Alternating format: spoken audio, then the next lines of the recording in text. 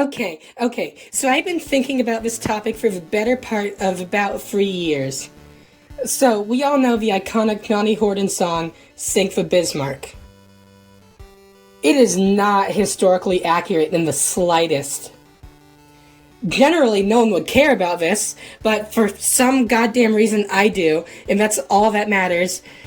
I care, and I'm going to explain in detail why this song is so wrong. Enjoy the video.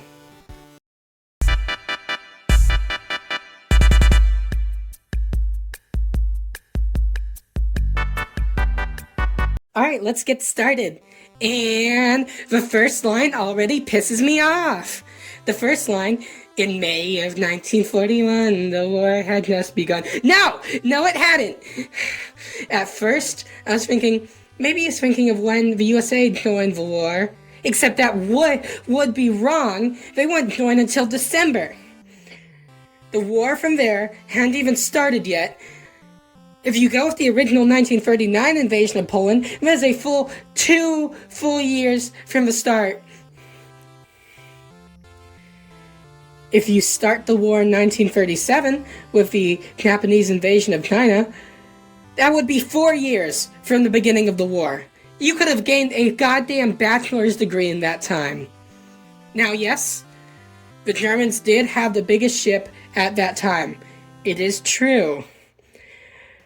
But by God, it was not the fastest ship.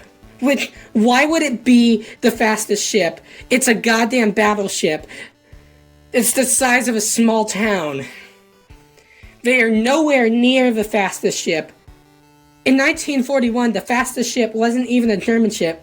It was likely some American Liberty ship, though the numbers are kind of iffy, but it's more than likely now, I'm not going to get into the accuracy of the chorus, because that's all boring pedantics and a lot of actuallyism, which is a lot considering that this video is the definition of actually.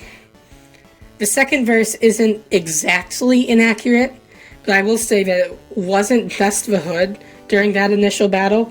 It was the goated Prince of Wales, who I am incredibly biased towards because it's awesome and you'll need to appreciate her and she's a good girl. Now, God bless her. They make the claim that the Bismarck was 15 miles away, but in reality there was a real distance of about 9 miles from the Hood.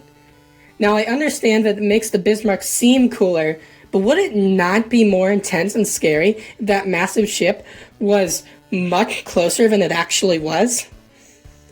After this song, it's pretty accurate in the fact that the Hood, unfortunately, got absolutely fucking smoked by the Bismarck, having its magazine stoved in, and, well, like, now, yeah, just read the accounts. Oh, God. With Churchill sending a massive task force to stop the Bismarck from reaching the mid-Atlantic.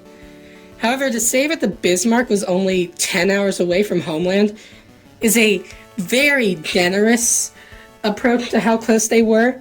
In reality, it would be a lot closer to a full day and a half. Following this, well, you know what happens, and so does Johnny Horton. No more Bismarck, torn to pieces. Thank y'all for listening to my silly little pedantic rant.